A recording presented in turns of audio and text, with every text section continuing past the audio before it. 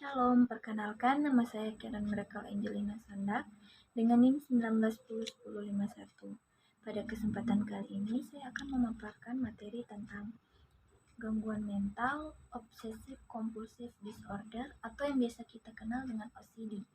OCD ini adalah gangguan mental yang mendorong penderitanya untuk melakukan tindakan tertentu secara berulang-ulang.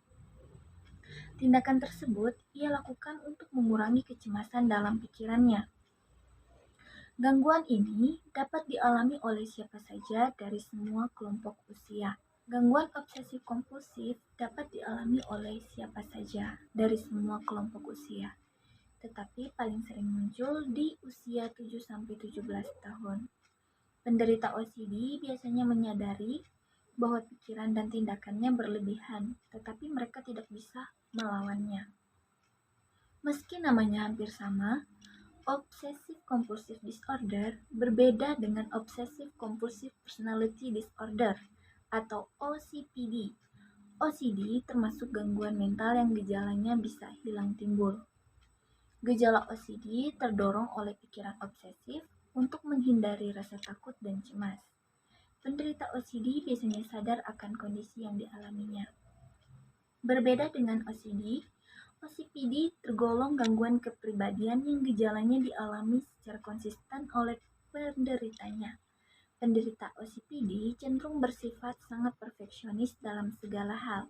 Namun, penderita OCPD sering tidak menyadari kondisinya. Gejala dari OCD. Seseorang dengan gangguan mental OCD menunjukkan gejala obsesif kompulsif atau bisa juga keduanya. Gejala tersebut bisa sangat mempengaruhi aspek kehidupan pengidapnya, misalnya sekolah, pekerjaan, hingga relasi dengan orang lain. Obsesi adalah pikiran yang terjadi berulang kali, dorongan atau gambaran mental yang bisa memicu munculnya rasa cemas. Sementara itu, kompulsi adalah perilaku yang dilakukan secara berulang. Pengidap kondisi ini akan mendapatkan dorongan untuk melakukan perilaku dalam menanggapi pemikiran obsesif. Kompulsi umum termasuk melakukan mencuci tangan berulang kali dan secara berlebihan. Bisa juga melakukan pemesanan atau mengatur suatu hal dengan cara yang khusus dan tepat. Selain itu, pengidap juga dapat memeriksa beberapa hal secara berulang. Misalnya, melakukan pemeriksaan berulang kali untuk memastikan apakah pintu sudah dikunci atau kompor sudah dimatikan.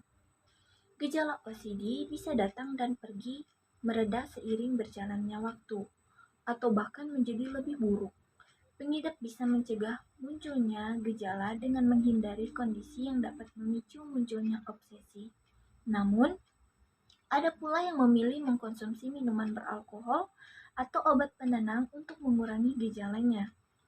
Sebagian besar orang dewasa yang memiliki OCD menyadari bahwa perilaku mereka tidak masuk akal.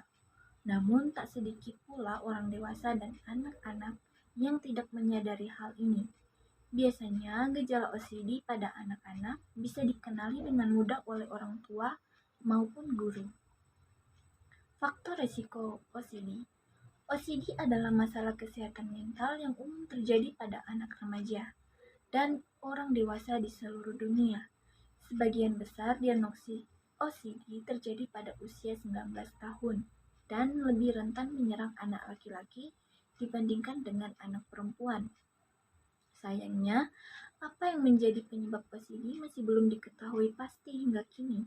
Meski demikian, ada beberapa faktor yang meningkatkan risiko munculnya gangguan mental ini pada seseorang, yaitu yang pertama, struktur otak dan fungsinya.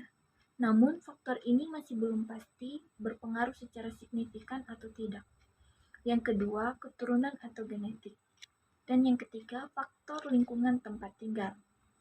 Dari ketiganya, lingkungan tempat tinggal menjadi faktor risiko yang paling berpengaruh. Kondisi ini akan lebih rentan terjadi pada orang-orang yang tinggal di lingkungan yang tidak mendukung perkembangan psikis semasa kecil. Misalnya, anak sering diejek atau diremehkan karena kekurangan yang dimilikinya. Kondisi ini bisa memicu munculnya perasaan timbal balik untuk selalu melakukan hal yang sempurna. Pengobatan dari OCD ini sayangnya menjadi masalah kesehatan mental yang tidak dapat disembuhkan. Meski demikian, pengidap bisa mengurangi gejala yang dapat mengganggu aktivitas dengan menjalani beberapa perawatan. Pengobatan OCD terdiri dari konsumsi obat-obatan, menjalani psikoterapi, atau kombinasi antara keduanya. Meskipun sebagian besar pengidap OCD membaik setelah mendapatkan penanganan, beberapa lainnya terus mengalami gejala. Terkadang orang dengan OCD juga memiliki masalah kesehatan mental lainnya, seperti gangguan kecemasan, depresi, dan gangguan dismorfik tubuh, atau gangguan ketika seseorang memiliki anggapan yang keliru bahwa ada bagian tubuh mereka yang tidak normal. Jadi, sangat penting untuk melihat potensi adanya gangguan lain tersebut ketika menentukan pilihan tersebut. Selain mengkonsumsi obat, psikoterapi juga diyakini cukup efektif untuk mengatasi OCD. Pada orang dewasa dan anak-anak, jenis psikoterapi tertentu, termasuk terapi perilaku kognitif atau CBT, dan terapi lainnya, misalnya pelatihan pembalikan kebiasaan, memberikan efek yang sama baiknya dengan konsumsi obat untuk beberapa pengidap OCD. Selain itu, tipe CBT yang disebut Exposure dan Response Prevention atau EX dan RP memberikan hasil yang efektif dalam mengurangi frekuensi munculnya perilaku kompulsif dalam OCD. Bahkan efek ini juga terlihat pada orang yang tidak merespon obat SRI dengan baik.